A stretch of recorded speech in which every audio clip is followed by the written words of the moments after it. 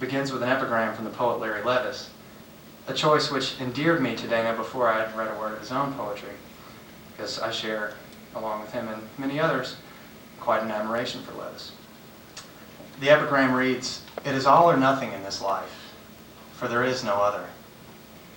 Denying the possibility of an afterlife, or at the very least denying its traditional elevated status, in favor of dwelling in and keenly observing the present moment, Dana places himself in the midst of what Sartre described as anguish, in the midst of that radical unknowing that is so often the poet's point of departure. As he writes, heaven is here, I think, not there. There is no there. No congress of souls, no fire and ice." As in much of his poetry, what Dana enacts in these lines, which open the poem in heaven, is a process he believes essential to the poetic utterance, that, as he has said, every writer has to strip away falseness and make himself vulnerable. He can't be afraid to use emotion. Also, he can't be afraid to see things as they really are. For only then, when he is vulnerable, when he is open to emotion, can the poet see what really matters in this life. See, as he concludes in the poem in heaven, this last light slanting through shadow, firing the red and orange of twiggy bittersweet milk in a glass vase, the basket of red tomatoes, the sullen unripe pears, green and blushing in their bowl, will steam and sing. Waste it how we will. Above all else, Dana places himself in the midst of everyday life.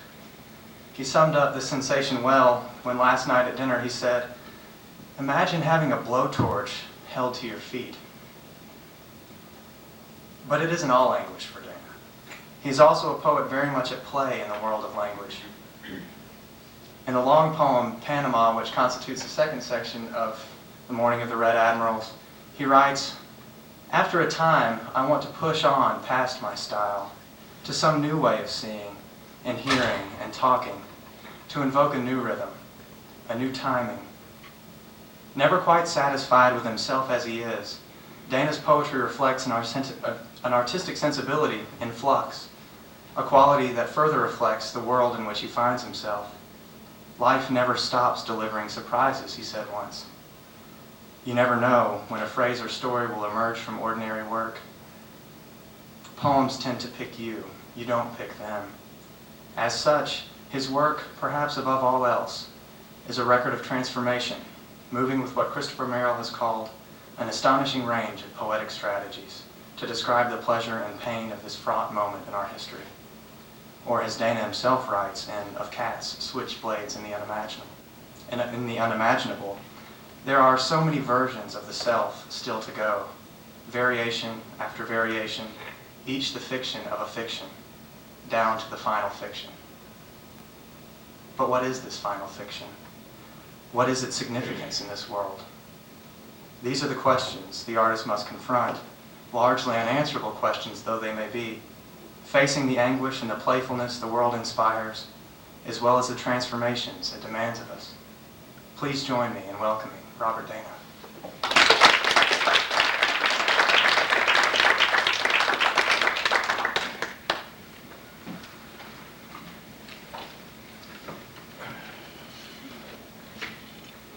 Alex, thank you so much. I've had professionals who couldn't introduce me that well. That was really something, a lot of work. Thanks for reading my work so carefully. Before I get into things, I'd like to ask this audience to come down out of the trees, out of the woods, out of the tall grass at the back of the auditorium, so I can see the whites of your eyes, as Colonel Prescott said on Bunker Hill a couple of 100 years ago. It also spares my aging voice. I don't have to shout. Thank you for humoring me.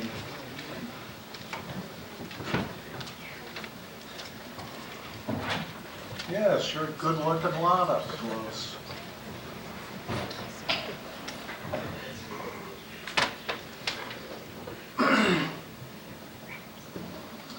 This reading is actually kind of a miracle.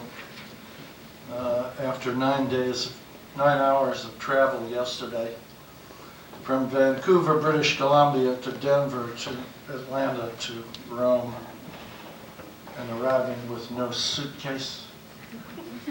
I'm still wearing the clothes I arrived in yesterday at this hour. So don't get too close. Okay. I did shower tonight, but that doesn't take care of everything.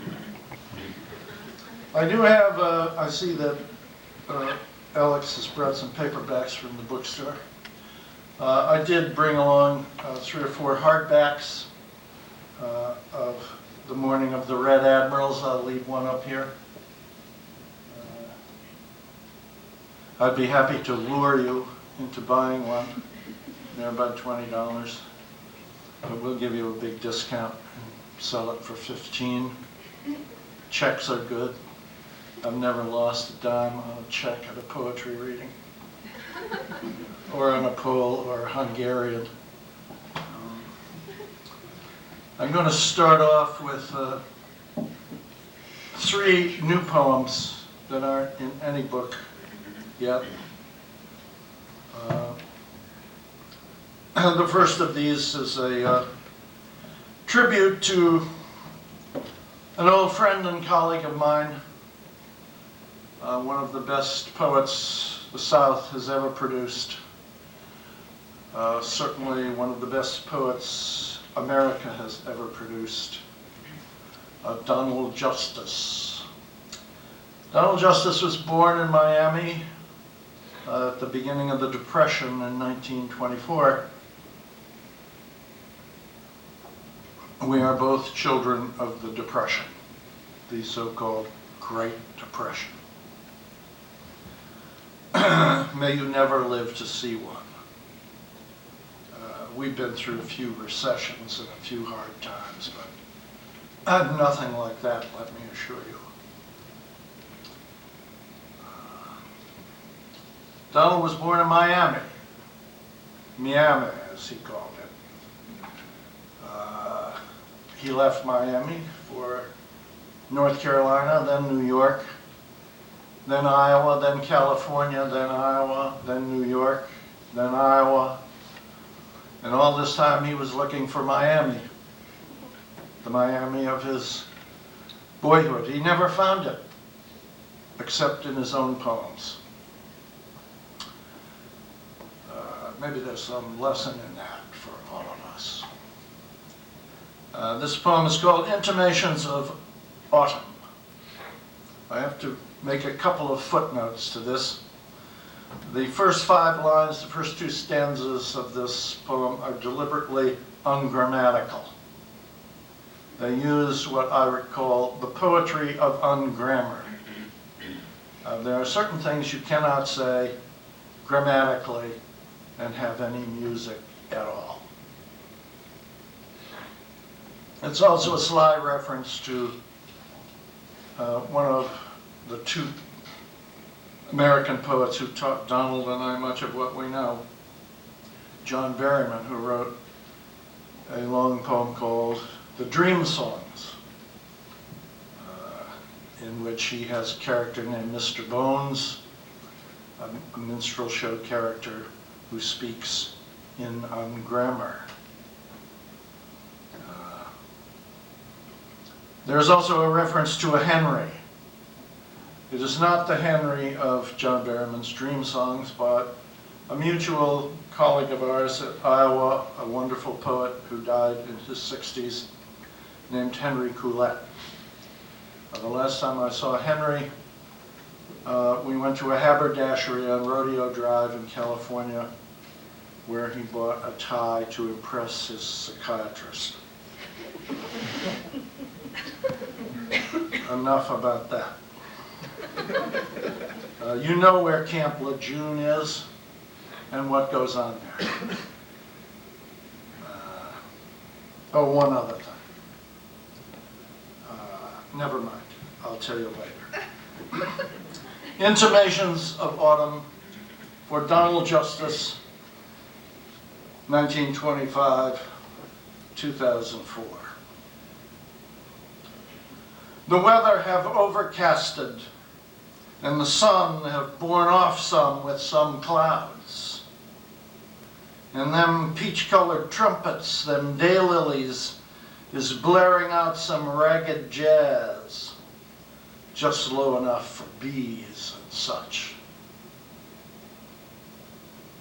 And yesterday, beside your casket, graveside, where I honored you with your own words, I dressed in 50s academic livery, the seersucker jacket, light blue button-down Oxford cloth shirt, a tie, but with a difference.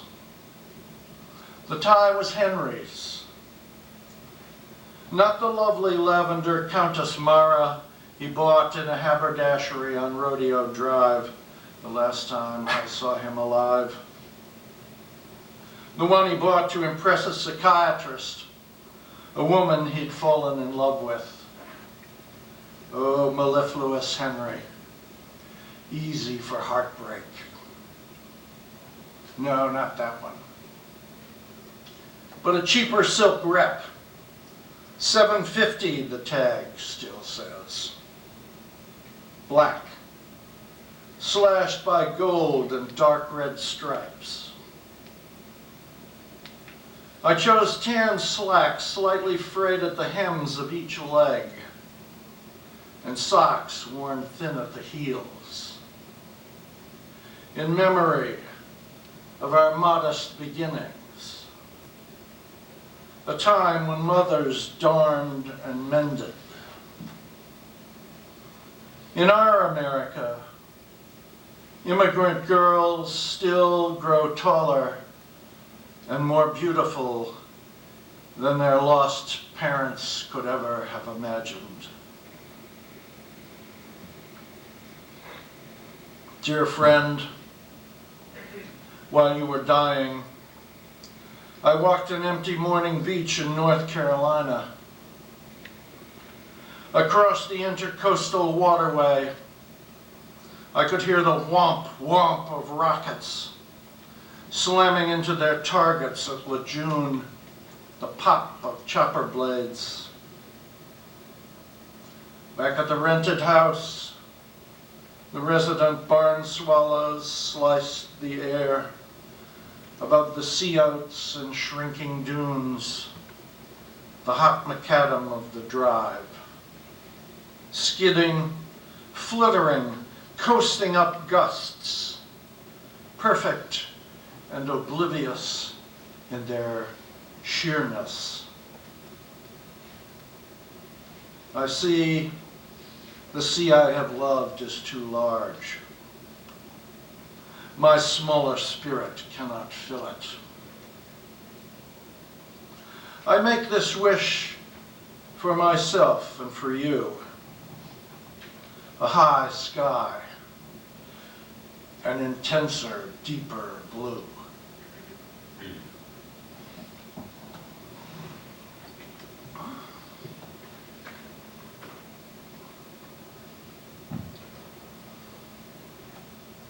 About the time I wrote that poem, which is what I call one of my shotgun poems. It's splattered all over the page. It's very messy to look at.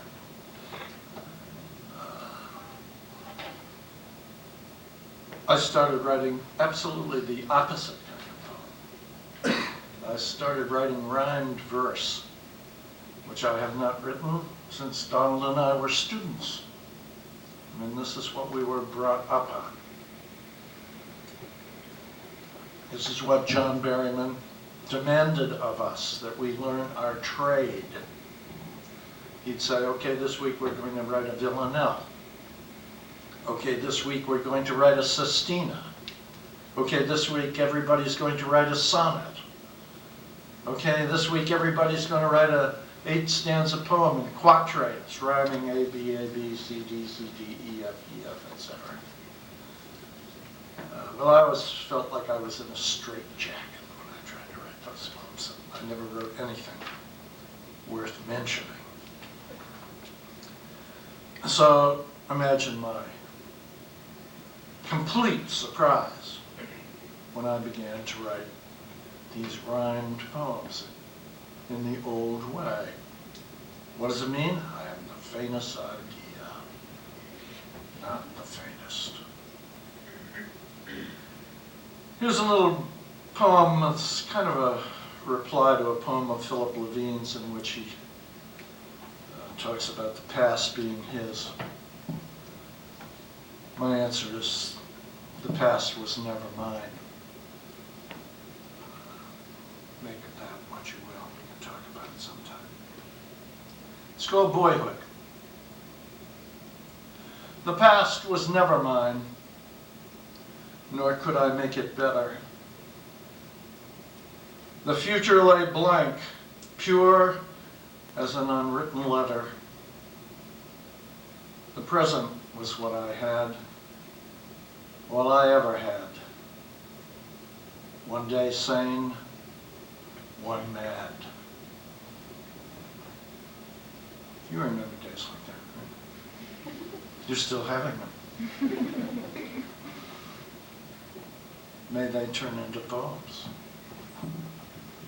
I read this poem in a class earlier today. It's the most complex of these little rhymed poems. Maybe I'll throw in one more, just for fun. Here's a little poem based on an incident I saw one morning off the balcony of the master bedroom window.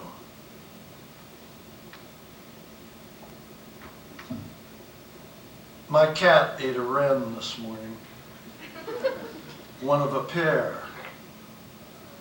He seemed just to take it from the air. Now her mate is cleaning out their nest from some sense that starting over's best, or from grief or rage. Is he bitter? There among her fine, disordered litter, I hear a puzzled query in his song about where she's gone and for how long.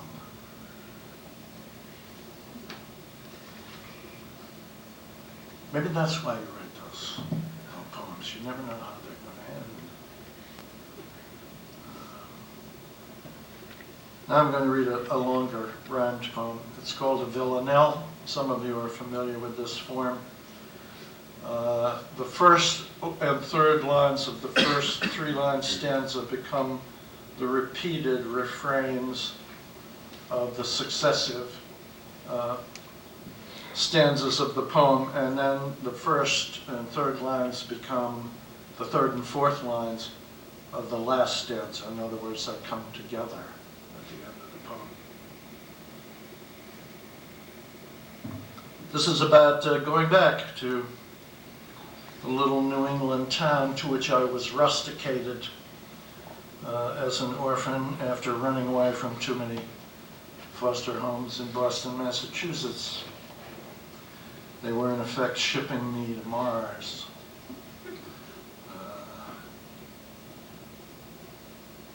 It was a tiny town. You could have put the library in half this room. And out in front of it was an old horse trough in which every fall an old man dressed like Rip Van Winkle would appear and point people toward the orchard, which had 10,000 apple trees and 8,000 peach trees, and made wonderful cider. It's called Going Back. Will it be like home or one foot in the grave when I return to my little New England town? I live now between the mountain and the wave. What will I lose? What will I save? A boyhood autumn, red gold slanting down. Will it feel like home or 1 foot in the grave? Admit it. You've sometimes been a slave to memory.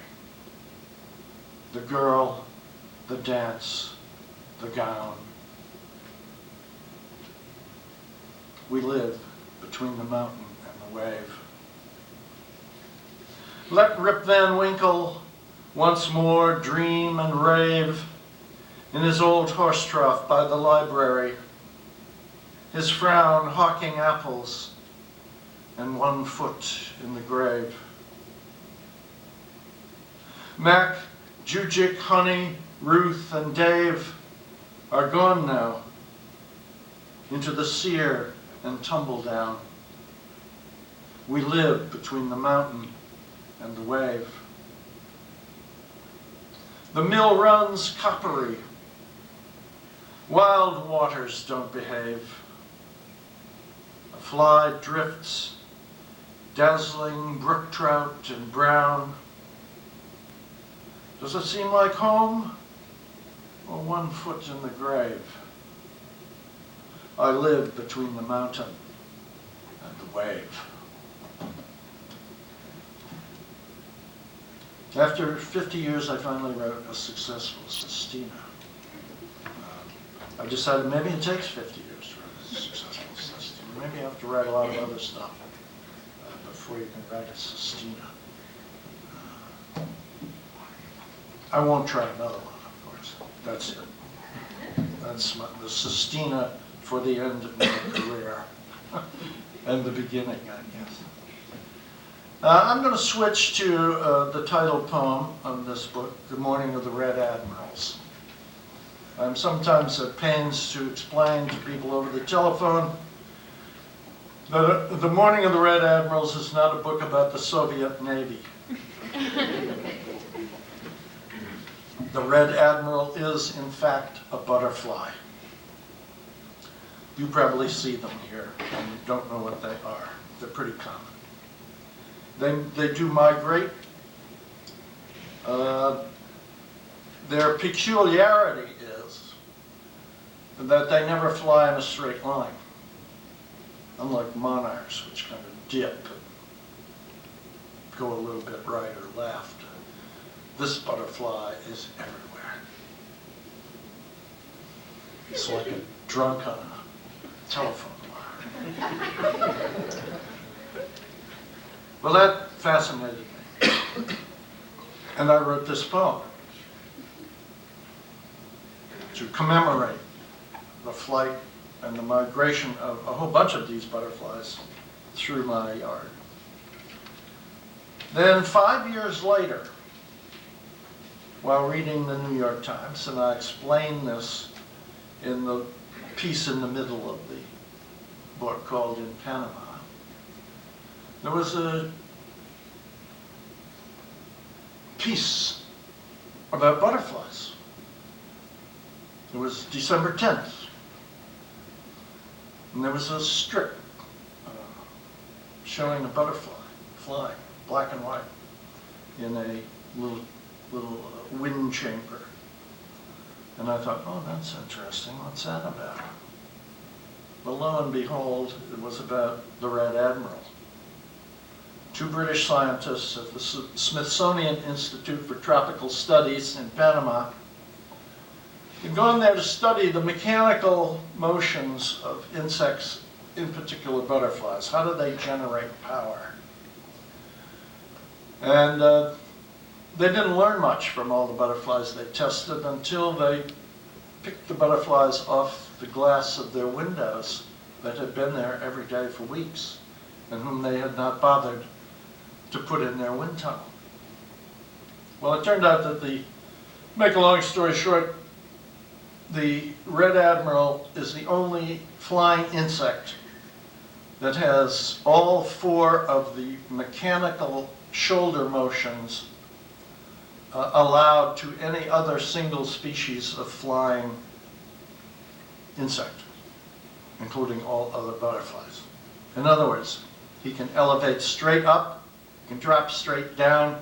He's sort of the hummingbird of butterflies. He can jag off to one side, he can fall down to the left. As the reporter said, it's as though you were walking down the street and the person coming toward you suddenly did a half gainer, a front forward flip, a roll, a split, and then moved on. The other thing was that the Red Admiral never repeated the sequence of his moves in the same way twice. In other words, he improvised them every single time he moved or she moved. Well, about this time, I was trying to write a poetry which was, as I say, less compositional and totally improvisational. And that happens in the last third of this book. If you look at the first third of this book and the last third of this book, they look like they were written by totally different poets. It's the most schizophrenic book I've ever written in my life. Well, The Morning of the Red Admiral zigzags. It doesn't go crazy. It's not one of my shotgun poems, but it's a little promise of things to come and a salute to the symbolic spirit of the butterfly. The Morning of the Red Admirals.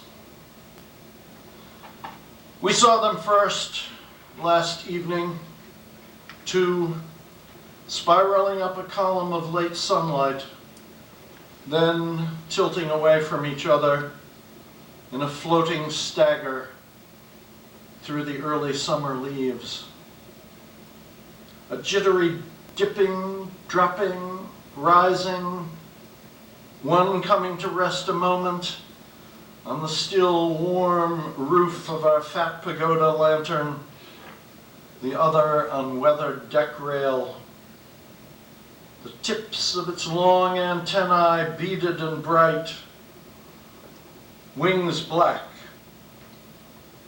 white dot and blue dot, and barred aslant with orange-red laid flat, then clicking shut to dull gray sail, then opening again. Now it's morning. You've gone to work. The air gleams dry and clear, almost Greek. And a half dozen admirals sip from the lilac blossoms, still signaling their unsayable story.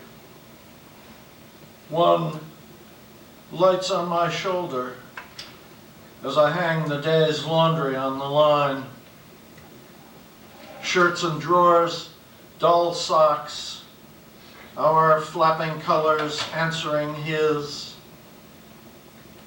He's weightless, this migrant, a small, wild scrap of grace. And I'm his resting post, on the way to whatever far edge of creation breathes at the tips of his wings.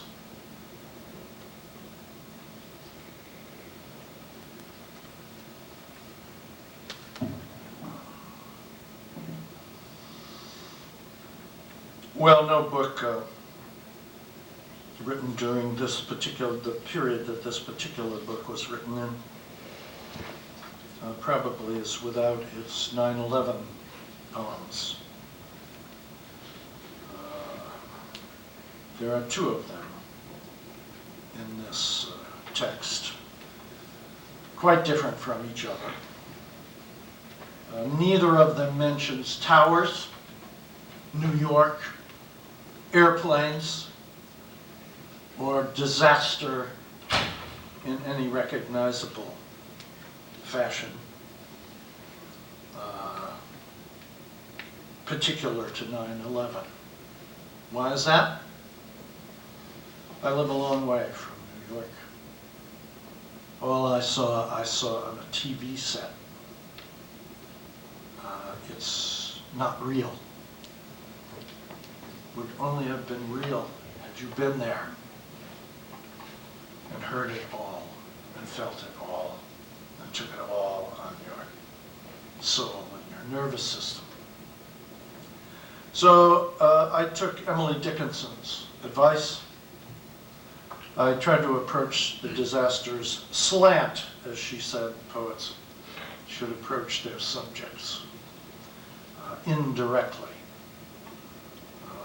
So the first poem, called Mercy Perhaps, starts out with a section of satire. It sort of catches a certain flavor of the 21st century in a certain part of the country. Then the second section is kind of visionary. Actually, after 9/11 happened, it kind of scared me because I wrote this vision of disaster on the 4th. And then the poem kind of settles down into the reality that we all know. The second of these poems is called This Time, and it takes a slightly different approach to the subject. Mercy Perhaps. Tonight, an old friend called from LA to say her ex-husband set to marry one of the Doublemint girls, whose 17-year-old daughter he sent up for prostitution. A 21st century West Coast romance.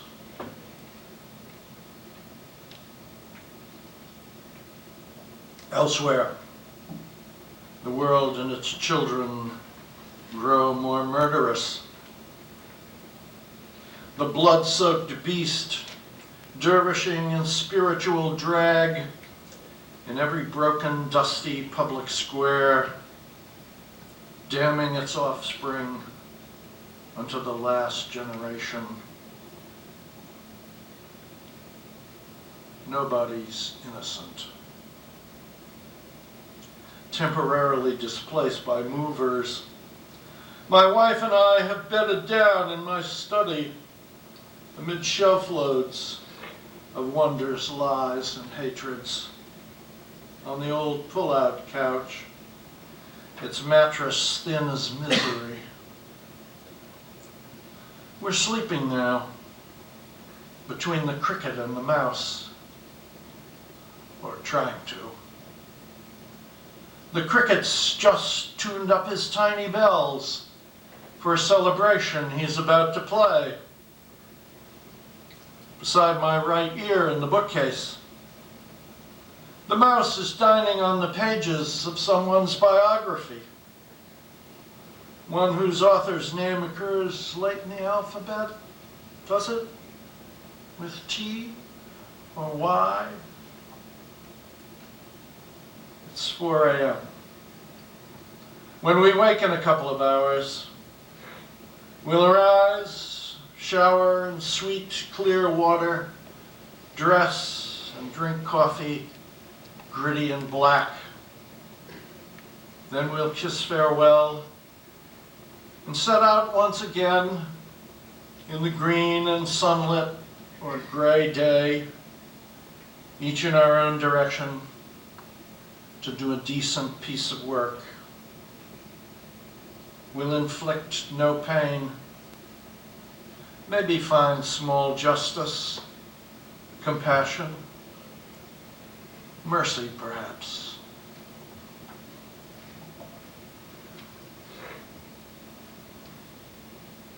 For this next poem, all you have to do is imagine a man sitting in his living room reading the morning paper.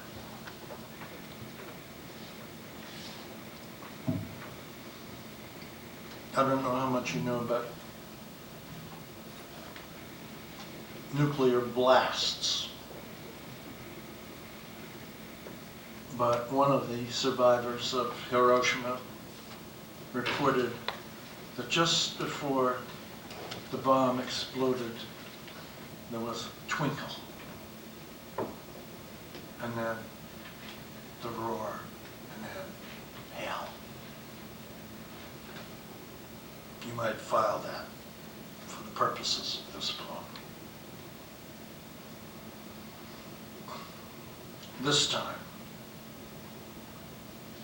a click, a bright wink, lightning out of a plain gray mid-morning sky, as if the day had snapped its fingers. Then how many long seconds of silence? You realize you're not breathing. Jesus, you think, they've got a nuke.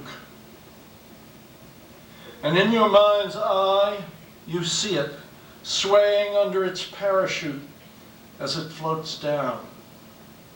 Then the click, the twinkle. You lower the half-read newspaper to your lap, consider yellow autumn, and then a roar like no other, as if the earth itself had split open, shuddering from its foundations. You wait for the shock wave, the storm of window glass, the fire wind, that microsecond before darkness blooms simultaneously and everywhere. But only blessed ordinary rain begins to fall. By lunchtime, light redeems the woods, the quiet street. Your cat, Miss Futzy, emerges from her shelter under your old desk. Washed and preened now, she sits upright and solid as a doorstop, or one of those classic Egyptian tomb cats you see in the museums. A black sun in the white sky of her back, and an evening cloud coming on. A black moon riding her right shoulder. The calm regard of her green eyes.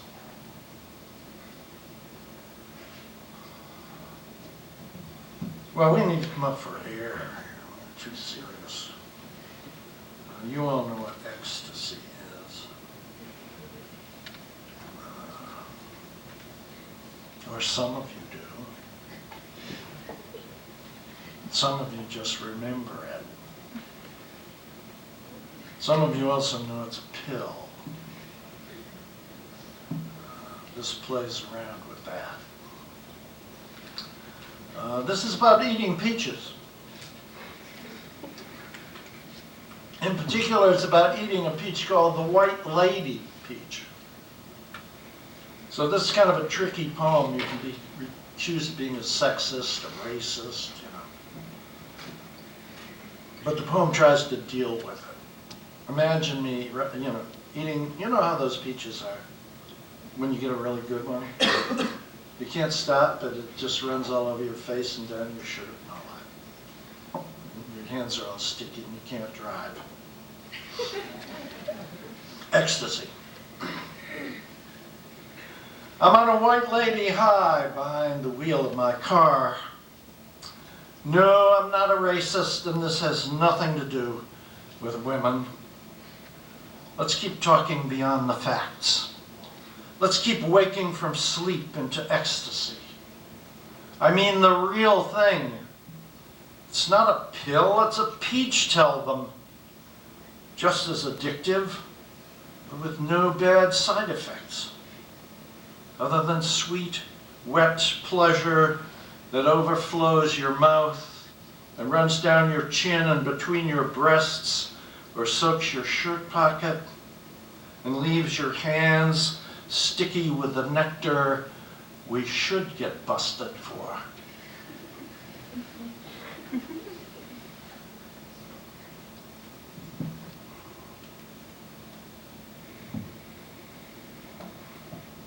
I'm going to resort once more to this manuscript. No, I don't need this manuscript. What am I doing? I just need to go to page 58 here for a poem called Of Cats, Switchblades, and the Unimaginable. This is the only poem of recent vintage which is heavily autobiographical. When I got out of the service, I was 18 years old. I had some money for the first time in my life. My life was mine. And like all 18-year-olds of that period, I wanted to be a jazz musician. Just the way every kid today wants to be a rock musician. So the first thing about doing that is, of course, to get the clothes. Gotta get the clothes right. You're gonna be a jazz musician, you wanna look like a jazz musician. So I have to give you a little primer in 1950s jazz clothes. Peg pants, you already know what they are, right? And zoot suiters wore them with a big chain that went down and lots of keys and maybe a knife on the end of it. We didn't do the chain. We wore spread collar shirts. Now, spread collar shirts were a big thing in those days. They're still here. But they were brand new when I came out of the service, and so were their colors, which were pink, lavender, lime green. And those of us who were in the service never want to see or wear a white shirt again in their lives. The tie had to be a double Windsor. That is a thick V of tie there to fill up the gap between the collar, right?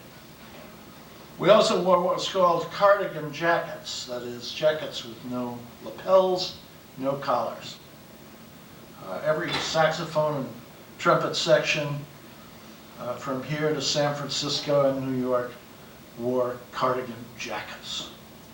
They were the hip thing. We also carried switchblades. Now these weren't those 6-inch illegal shivs that you put against somebody's back, press a button, and stab them in the kidney. These were theatrical shivs. They were the kind that snapped open from the side, and therefore in a knife fight were absolutely useless and would probably just collapse and cut the tops of your fingers off if you used them. So why do we carry them? Well, they had their dramatic effect. When you were standing around the edge of the dance floor with your buddies, waiting for the next dance, deciding which girl you were going to ask to jive or jitterbug with you. You know, if somebody said, hey, there's a rumble going on over there, you reached in your pocket, got out your switchblade, you went, and you stood there and you cleaned your fingernails. And that was just about as good as having an illegal shiv, which could do real damage. I mean, people say, hey, those guys got shivs, you know? And they leave you alone. If we'd ever had to face a real knife fight, we made tracks quickly. In other words, we were actors. We were actors. We were inventing a self. And as Alex pointed out, that's partly what this poem is about. The invention of the self. And you've just invented a new self yourself. You weren't this person when you came here from high school. And when you go to graduate school or get into business, you'll invent another self. You won't be the college student anymore. You won't want to be the college student anymore. And then, later on you'll invent another self. A husband, or a wife, or a dad, or, it goes on and on and on until you run out of selves to invent. Chesterfields and Luckies, those were the favorite cigarettes of the time. No filters. We didn't filter cigarettes. The Wizard of Oz, there's a reference to the one scene in The Wizard of Oz where, the Tin Man and the Cowardly Lion and so on have all come to Oz, and they want to be delivered, they want to be carried off, they want to go home to Kansas. with Dorothy.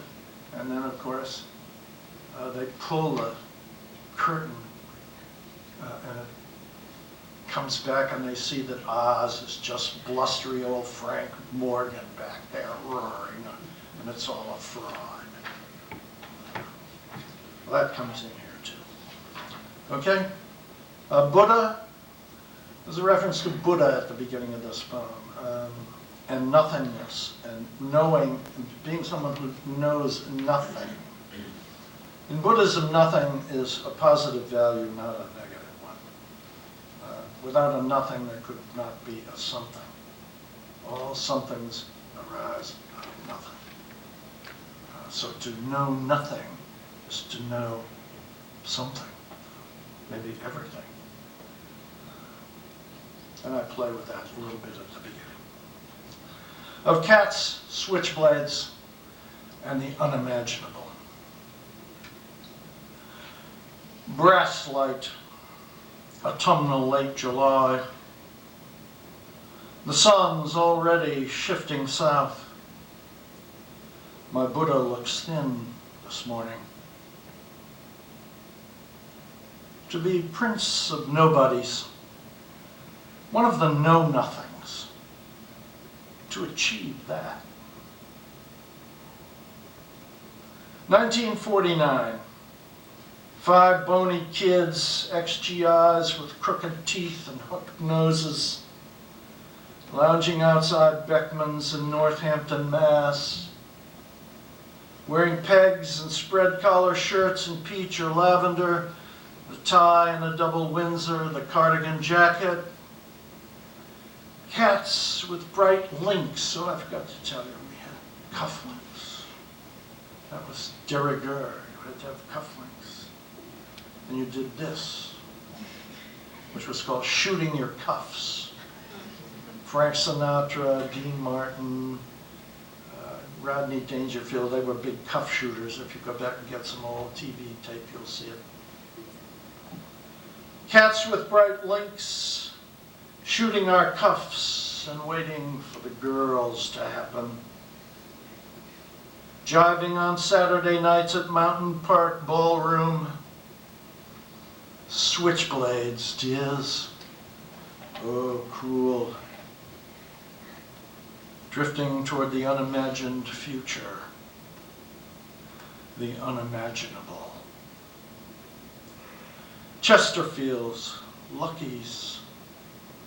At the out-of-tune piano in the lobby of the old Holyoke red brick mansion YMCA, a cigarette between the lips or between the fingers, slender ribbon of smoke, pale blue satin, riffling up, drifting toward a music, a style, toward grace, toward a raison d'etre. So many versions of the self still to go. Variation after variation, each the fiction of a fiction, down to the final fiction. Oh, sparrow, I've seen you, breast ripped open, the sad little rigging of your bones, the bloody flesh, fluster and bluster of the great Oz when the curtain's finally drawn back. Cat under a tree in the heat, smoke in shadow. The shape of the end of the shovel handle, the shape of the soreness in the palm of my hand. Red badge, cracked nails. Cat have talent. He sing, he don't do shit work. How come he's smarter than is us alls? Now try that last line in good English. How come he's smarter than we are? That's pretty dull. Right? It has to be, how come he's smarter than is us alls? Or all life goes out of it. All right, we're going to finish up here with two poems.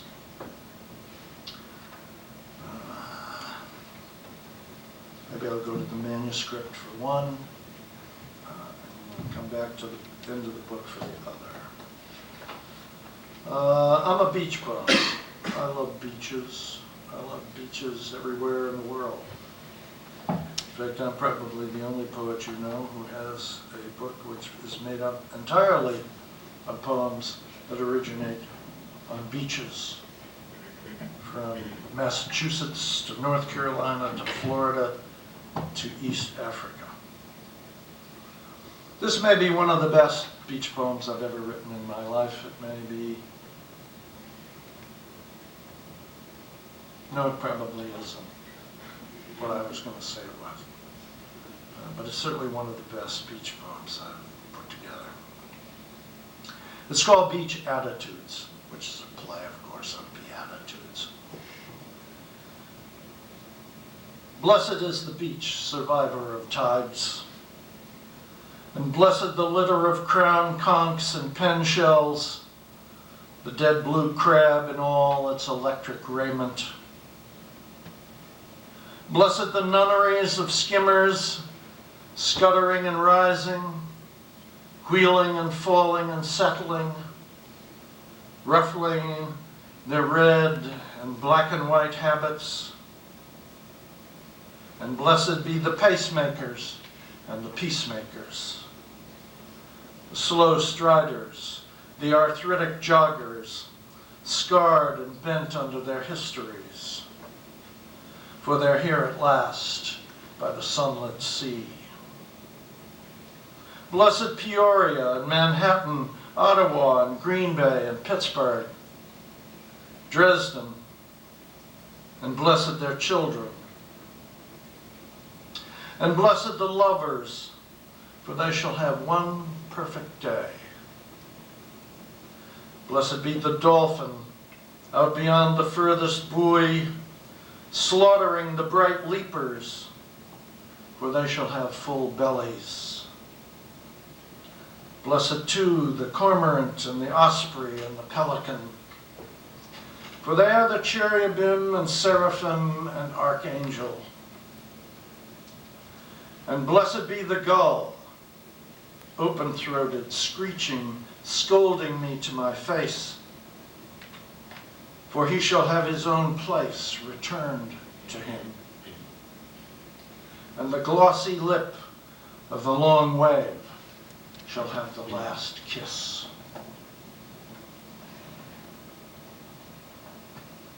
Now, if I were a smart poet, I'd quit right there. But nobody ever accused me of being a smart poet. And I'm not smart, and there's no sense pretending now that I am. So I'm going to read one more. This is my closer. It's a poem called Chimes. My wife and I bought a set of chimes in Kansas City at the city market there some years ago. We bought them because they sounded good. We also bought them because they are alleged to play a 5-tone musical scale invented by the first emperor of China, not by him, but by his court musician, 4,000 years ago. So I can go out on my back deck any night the breeze is up and hear 4,000 years ago in China. Better than TV. The first emperor of China, we don't know whether he was the first emperor or not. He called himself the first emperor. He actually called himself Huangdi, which in Chinese means the emperor of heaven. You know at least one thing that Huangdi did. He caused the Great Wall of China to be built to keep out the riffraff. The other thing you don't know is that he caused every book and scroll in China to be burned so that there would be no history before him. so that he would be the first emperor of China. Well, of course, his dynasty fell like all dynasties, and that's all gone. And so there are just relics like these 5 notes.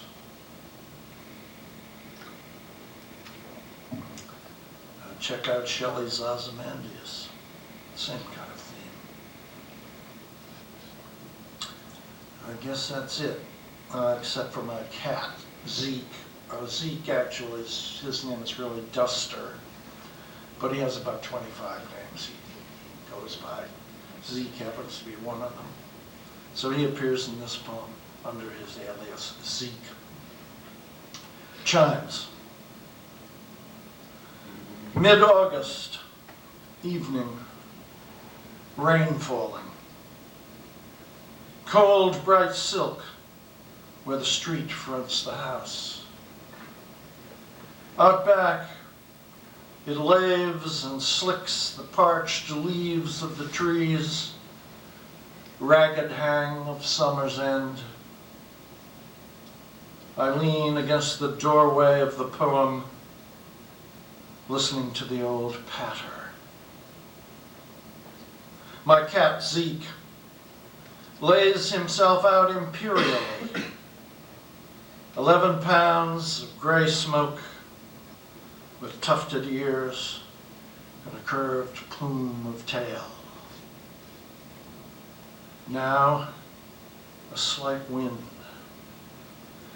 And the Emperor of Heaven's chimes intone like distant bells, his court musicians' 4,000-year-old pentatonic scale, pealing in slow, clear ripples, occasionally a chord. Every day I live forever.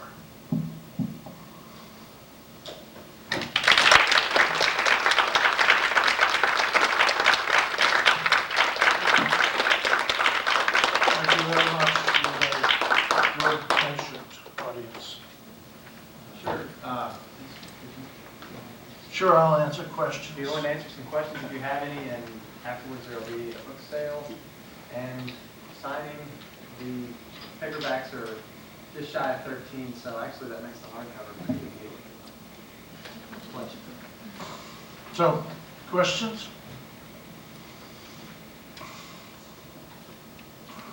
Yes? Were you writing poetry before you were in service, or did that come later? Oh, just that stupid high school stuff. Poems to girls in the front row. Sloppy, sentimental, dumb, and no girl would ever fall for one of those. As I said to the class this afternoon, they just thought you were weird. And you were weird. And the poems were bad, bad, bad. But of course, they didn't know how bad they were. They thought, they rhymed, they must be poems. No, I didn't start to write poetry until, 1950 probably, under the influence of a man who was at that time a ranking American poet, teaching in my third-rate undergraduate university. Yeah, he was a great help. He became my spiritual godfather. I remember another professor, Shakespeare professor of mine of that period, who I had gone to summer school 2 years in a row because I was in a hurry to get out and get a job. We encountered each other on the street corner of the university one sunny summer day, end of summer day. He said, "Oh, I hear that you are going to go out there and try to be a writer." I said, "Yes." He said, "So you choose to live as birds do, on light and air." And he was right, of course. Yes? When were you in the Pacific? I was on Guam, in the Marianas Islands, not far from Rhodey and Saipan. Did you see violent action? No, thank God. It was really a Sea Scout trip. Well, that's not quite true. Guam is an island 25 miles long and 14 miles wide. Doesn't give you much room. It was honeycombed with caves. The island was coral, of course. And the Marines had a hell of a time getting the Japanese out of those caves. They used flamethrowers, gasoline cans on wires swung from the tops of cliffs, and all the rest of that. And when I arrived there, the south half of the island, that would be close to 13 or 14 miles, was still insecure. You were supposed to stay the hell out of there. Some guys went down there and got hurt. I wasn't for getting hurt. I'd already been hurt enough in my life, and my whole aim was to avoid getting hurt.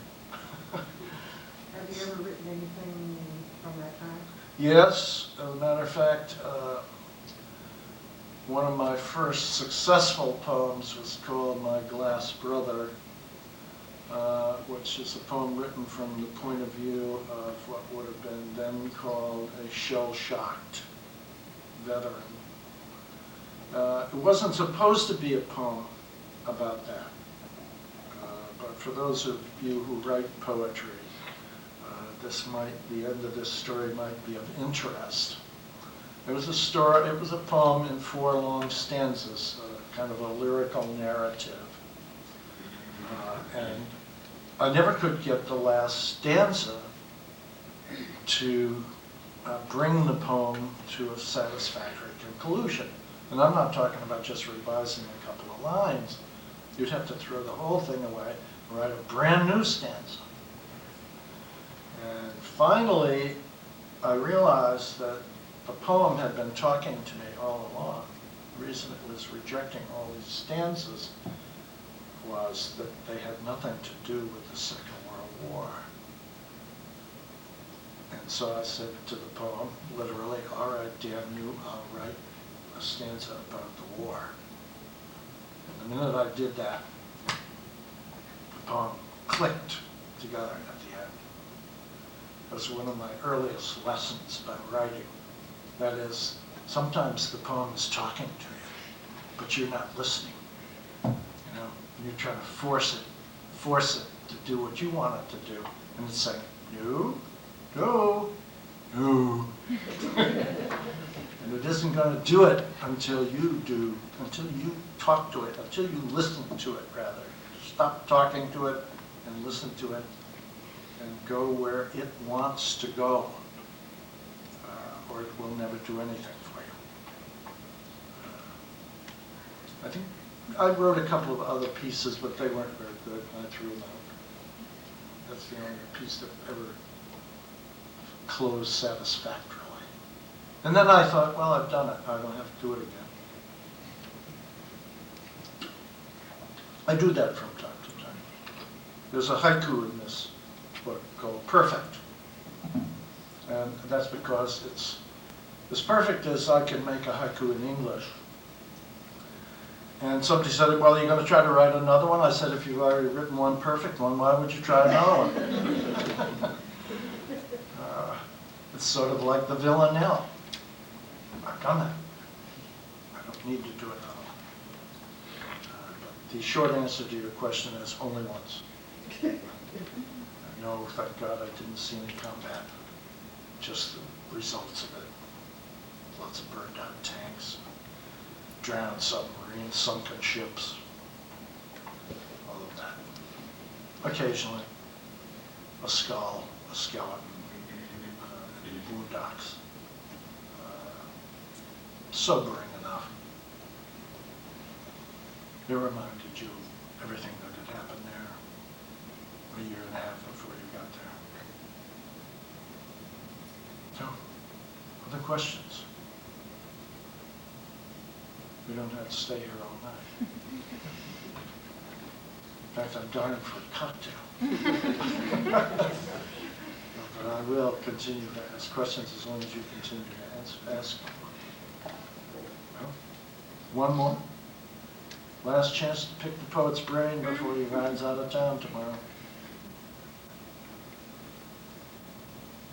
You're done. You're pooped out. Okay? Thank you, West Canada.